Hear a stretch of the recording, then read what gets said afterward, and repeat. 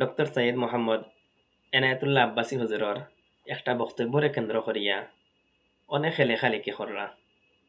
এর মধ্যে আমরার গণনার কিছু ভাই আনতে দেখলাম ইনিয়ে বিনিয়ে শায়েখর পক্ষে শায়েখর ফাউন্ডেশনের পক্ষে নিয়ে এনায়েতুল্লাহ আব্বাসী হুজুরর সমালোচনা কররা। যারাও হুজুরর সমালোচনা কররা এরার যদি আগাগোড়ি তুকাইন তাহলে দেখতে পারবা এরা কোনো না কোনোভাবে শায়েখর লগে জড়িত।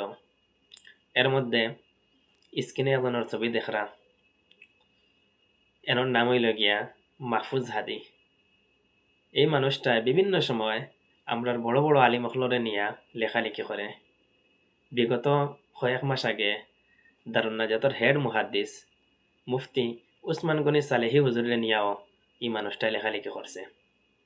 ইদানিং এনায়েতুল্লাহ আব্বাসী হুজুরে নিয়া লেখালেখি করে ইনিয়ে বিনিয়ে শায়েখর ফক্কনের।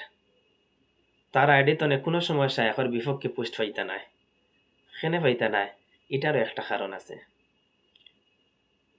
তার বড় ভাই সরু ভাই এরা হইলে গিয়া শায়েখর লগে জড়িত, শায়েখর ফাউন্ডেশনের লগে জড়িত। এর কারণেই এই ব্যক্তিটায় সবসময় নিয়ে বিনিয়ে শায়েখর পক্ষ নিয়ে পোস্ট করে। আবার আমরা কিছু ভাই আনতে দেখলাম তারে বাহবাদীরা তার পক্ষে পোস্ট কররা। আগতনেও দেখিয়া ইরাম এখনো তারে বাহবাদীরা।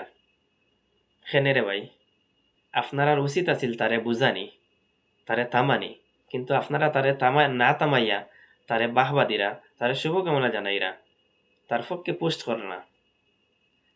আইজ এনায়েতুল্লাহ আব্বাসী হুজুরের বিপক্ষে পোস্ট করছে, আগামী খাইলে আমরা মসলখর বড় আলিমরে নিয়ে লেখালেখি করব, তখন আপনারা কিতা করবা? তখন তারে থামাইতে পারবানি? এর লাগি আপনারা উচিত হইল গিয়া তারে বাহবা না দিয়া তারে বুঝানি, তারে থামানি।